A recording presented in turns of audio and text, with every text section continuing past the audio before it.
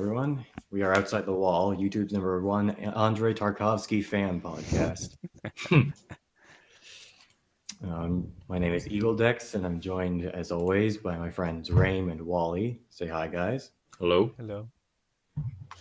And today we'll be talking about Masaki Kobayashi's Harakiri, which is a Japanese film from the 60s.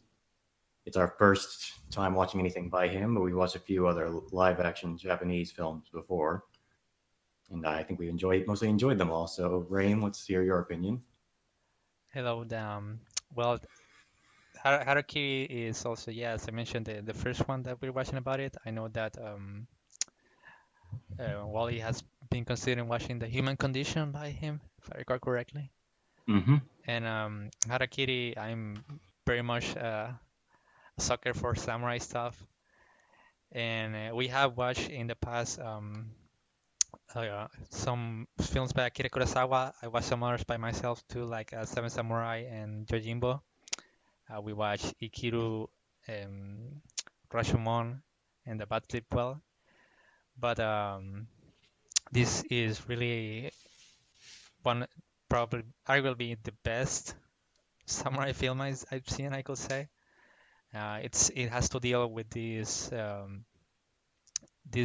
samurai Hanshiro that well, no longer a samurai.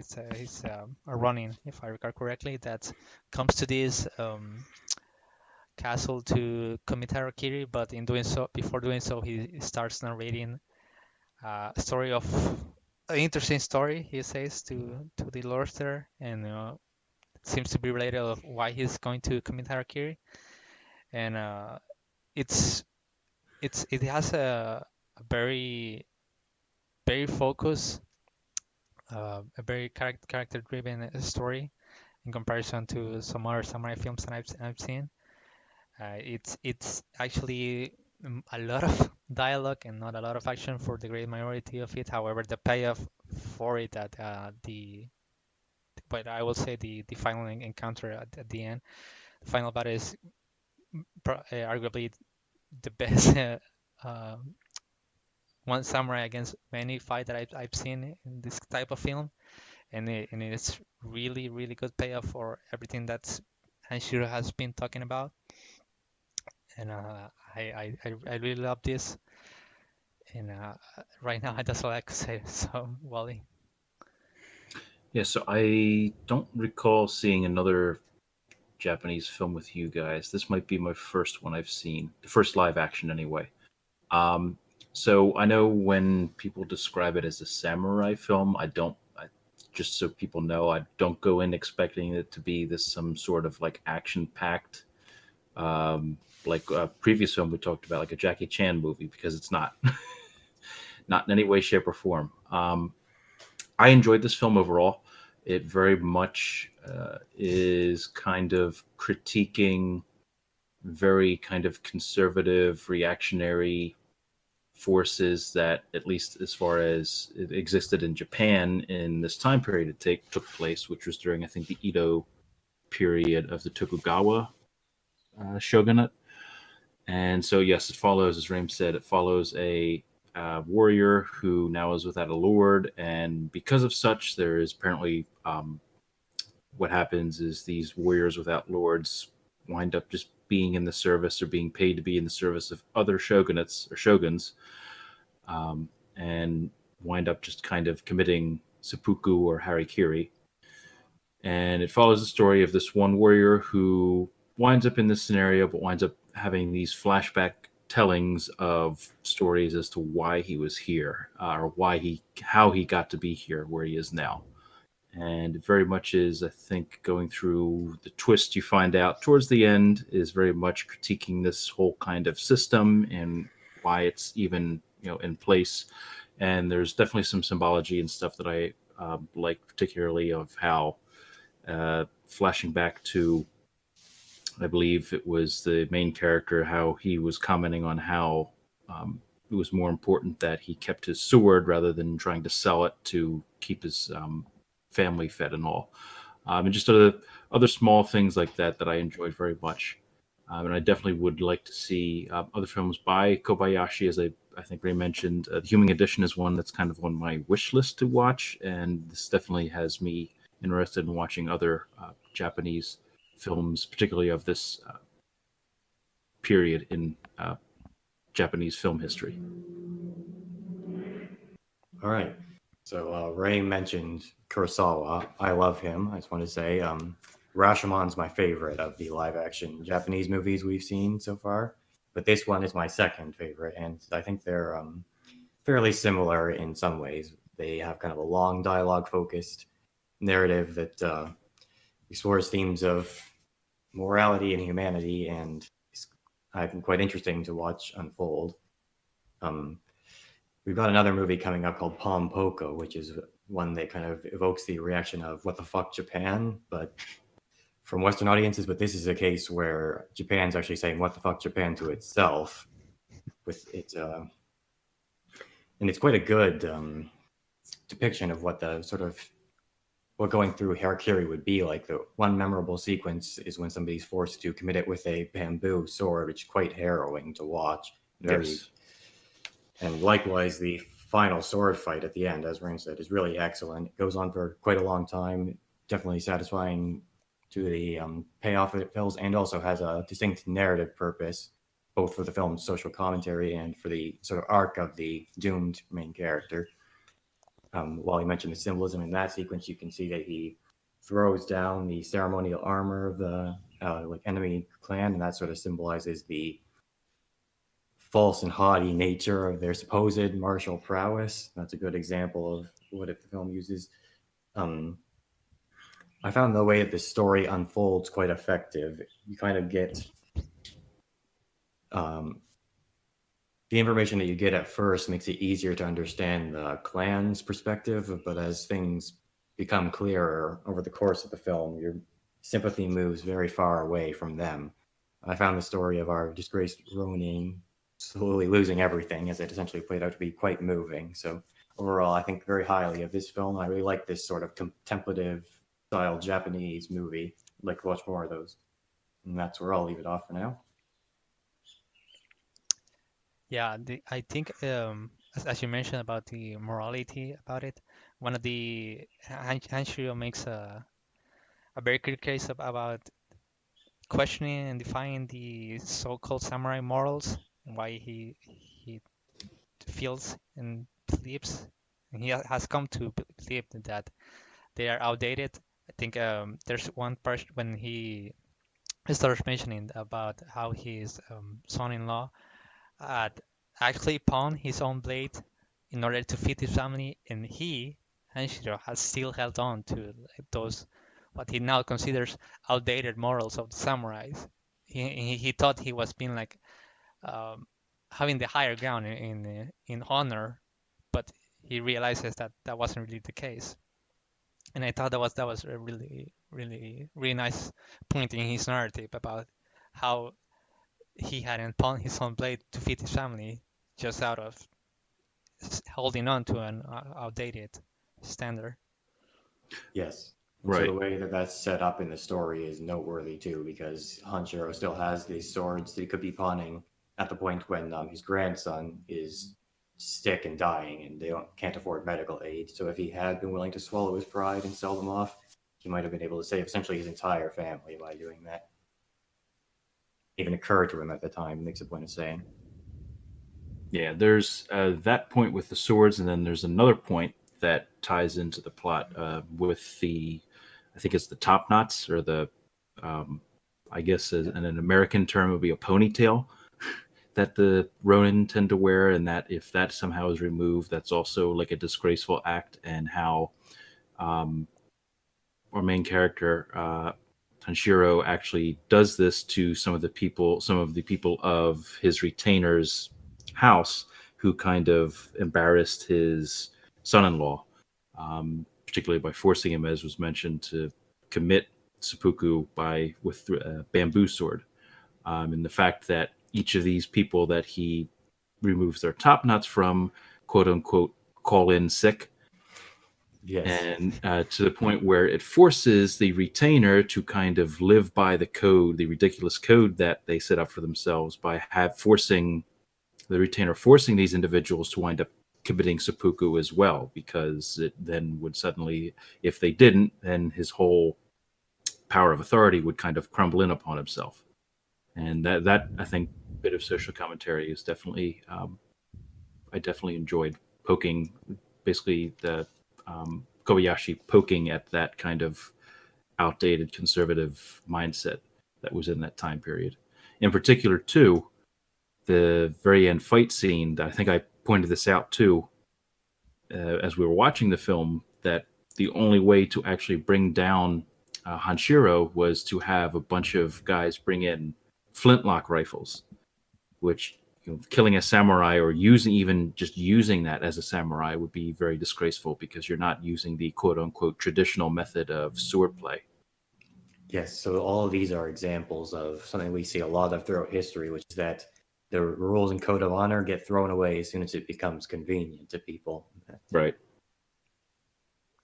Yeah, and it's even though we could say that Hanshiro ended up proving to this clan that their samurai code was no longer useful and it was laughable.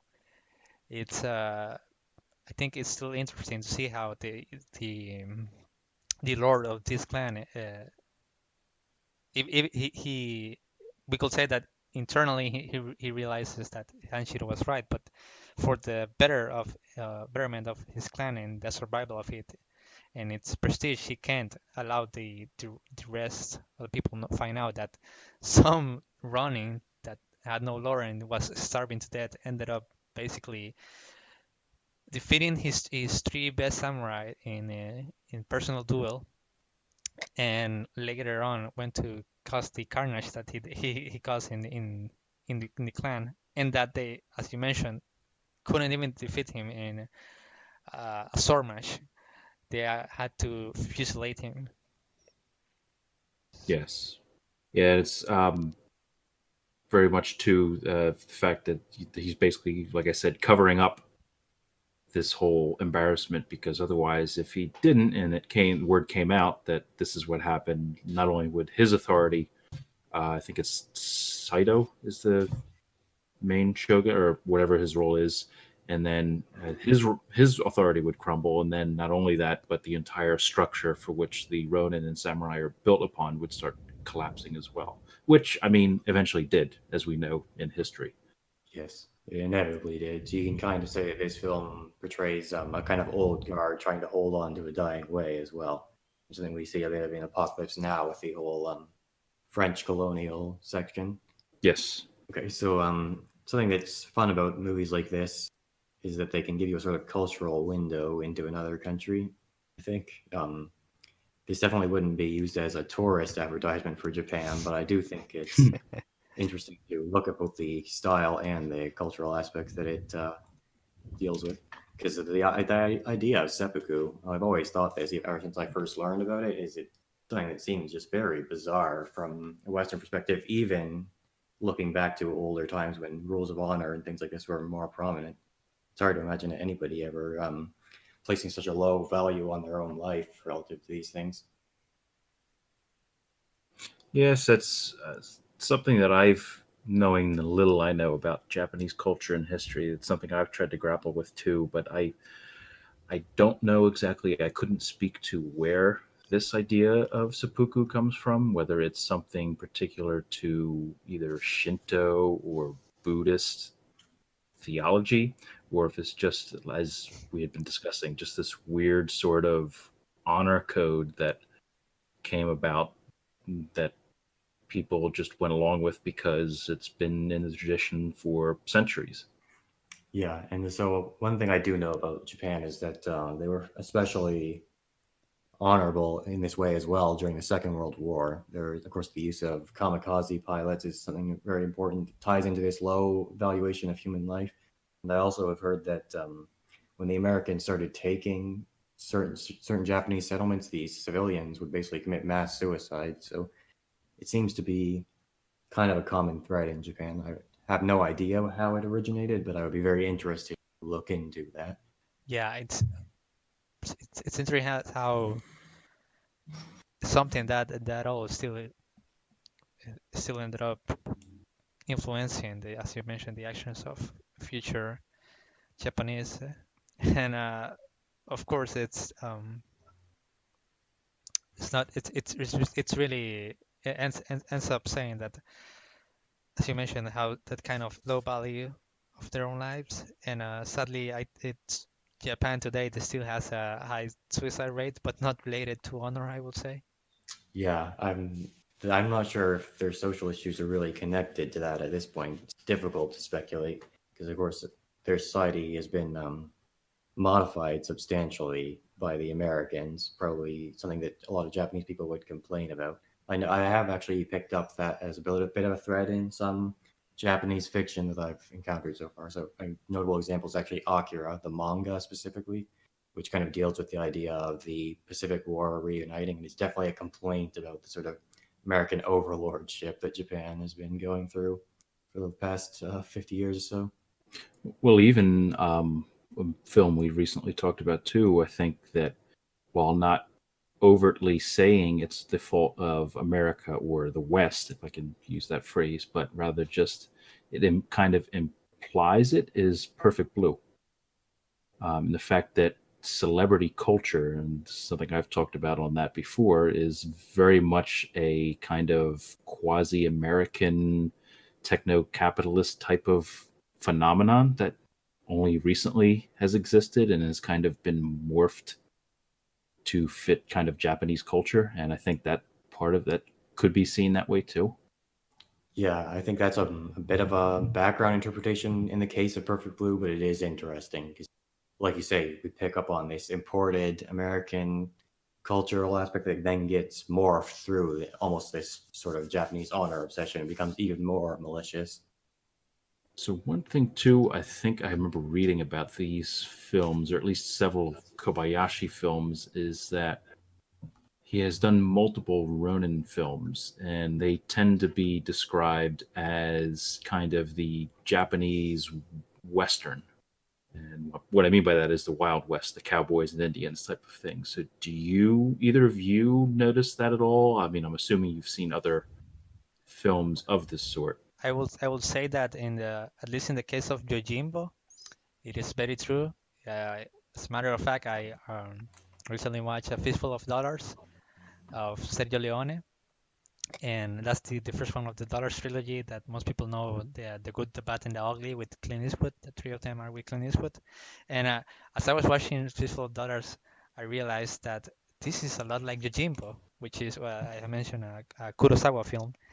And I later found out that it's actually a remake of Yojimbo, but it's an Italian Western. And Hmm. yeah, Yojimbo was released in '61. Fistful of Dollars was released in '64, and it really is basically like a Western, but like a Japanese Western, we could say, with this badass hero that is kind of unknown, fighting off these groups of people and getting involved with them. And I will definitely recommend Yojimbo. It's an amazing film, very very good, and you can clearly see how in A Fistful of Dollars, besides having the same plot structure, it influences a lot of the encounters in it.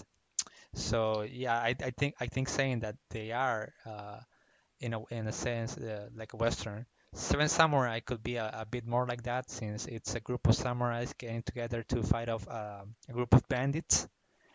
So that may be a bit a bigger example of, as you mentioned, like cowboys and Indians, because they are two groups getting together. In the case of Jojimbo, it's just a single guy getting involved with different groups, kind of like a Fistful of Dollars, the man with no name, with the Rojos and the Baxters. Right. Well, with one of them you described definitely sounds like the plot of The Magnificent Seven. Oh yeah, well, the Magnificent Seven is also a remake of Seven Samurai. Yes. The- So I'm wondering too if maybe part of that is I can't recall if Magnificent Seven is another supposed spaghetti western, but I'm wondering if a lot of that has to do with the tie-in of Italian directors kind of being at least aware of Japanese films or Japanese filmmaking.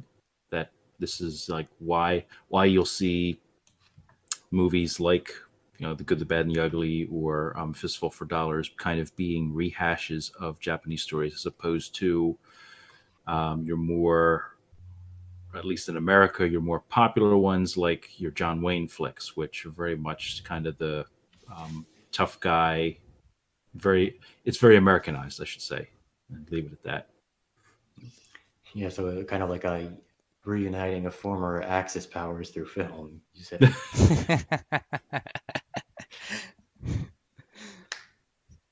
But how would Germany match in with that then? I can't think of any German westerns or. No, that seems pretty antithetical because Germans are all about technological progress and stricter rules. Yeah, so I think one thing that could cause a connection like that is the sort of film festival culture that you have in Europe as well. I think that this film, Harakiri, actually kind of first became part of like the Western public consciousness through Cannes. So, as most foreign films tend to do anyway. Yeah, so I think that definitely helps this connection between these Italian or European directors and Japanese ones in comparison to Americans. We can kind of connect it to something we've seen recently as well with the American outrage at Parasite's Best Picture victory, where they all complain that it isn't in English, so therefore it didn't deserve to win. That kind of shows an American hesitance towards foreign cinema that maybe Europe doesn't share. Yeah, so I guess maybe then we could kind of say this is almost going into the same kind of discussion we had with Perfect Blue, and how what we think would make films like these be more perceptible, or at least more American audiences are willing to at least look at. And unfortunately, I think part of it's going to be the fact that it's a subtitled film. I really think there's a large number of audiences that just, when they go into a movie, they like to, as I've heard the quote before, turn their brain off and not be able to think much. And the fact that you have text up there, suddenly that's like, people moan that it's like reading a book. But maybe I'm just being a grumpy old man type of complaint here. But no, I think I can see it. Those are there's two very different approaches to watching a film. And for some people, it's just something that they kill time with, and they don't have very much passion for it. I think those sorts of people who won't even be willing to tolerate things like subtitles, and even if a film like this one was in English, they probably wouldn't enjoy it very much anyways, because it's sort of more contemplative, slow burn with the emphasis of sort of cultural critique rather than just thrills. I don't know if it's even. Well, I'm not going to sound really snooty, like an intellectual fuckwit, but I don't know if it's even possible to sort of break through to people like that in this way. I think you kind of just have to let them be, and they can enjoy their sorts of movies. They're like, popcorn flicks and stuff like that, and that's okay. Movies don't have to be like a big thing for everyone. And I think maybe part of the problem too here is that the fact that this is so tied into the history and culture of Japan that it probably wouldn't translate well anyway to a vast majority of people.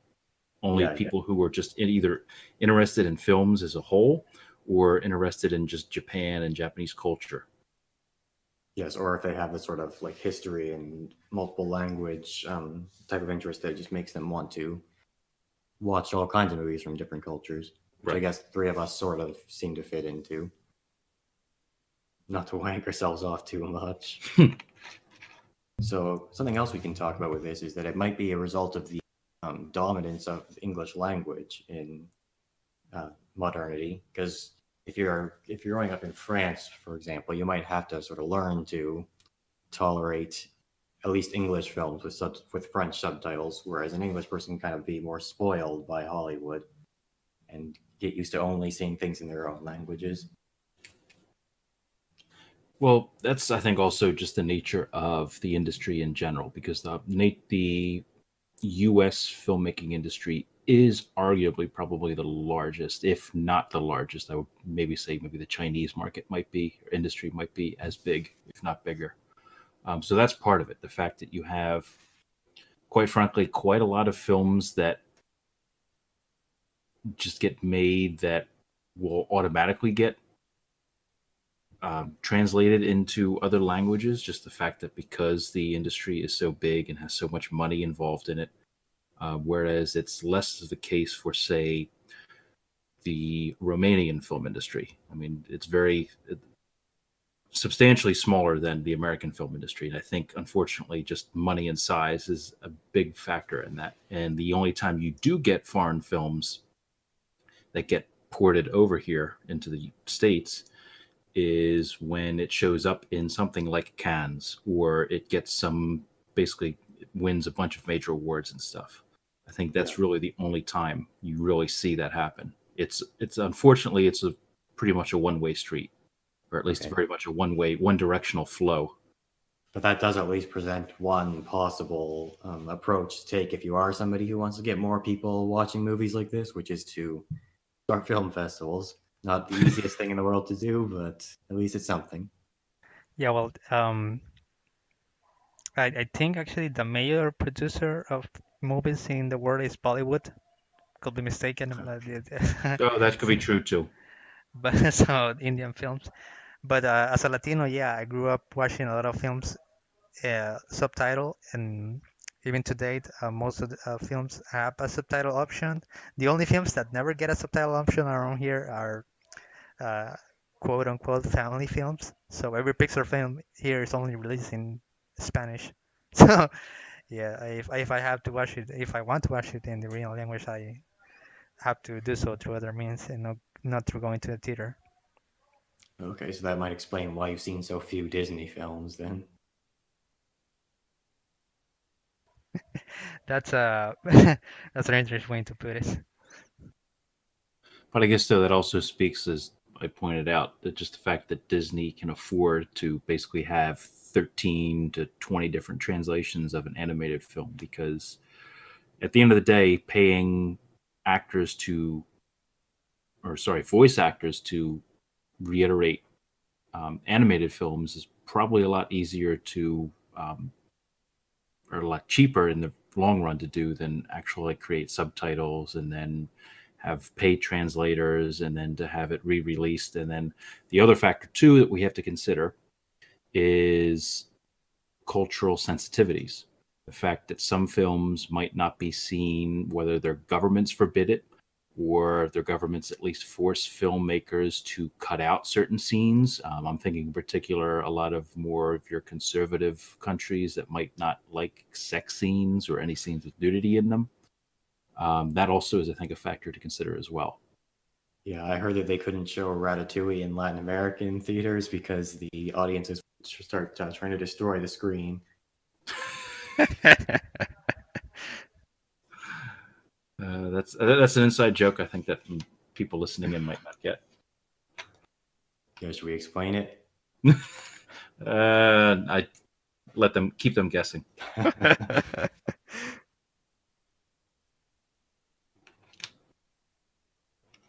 But yeah, most people here aren't really torn off by subtitles.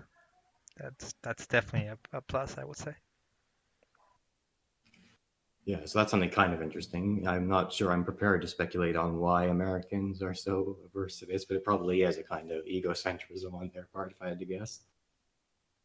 That will be part. I wouldn't be the factor, but I think it's definitely in some cases could be argued that way. Yes, from experience.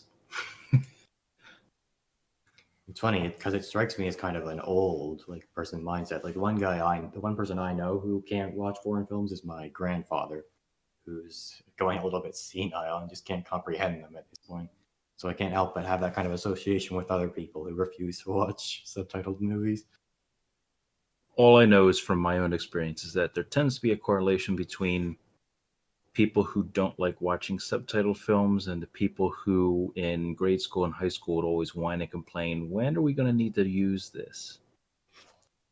Whether it would be science class or history class. I tend to notice there's usually a correlation. But again, that's me speculating. So don't take that to the bank. Being a complete intellectual fuckwit. Yes, well, I have to live up to my namesake. This is the worst episode so far for intellectual fuckwittery. That's saying a lot, given where our panelists are. So I don't have anything else to say on this. So Yeah, I think we might have killed it there. Well, no, thank you for listening, and see you next time then.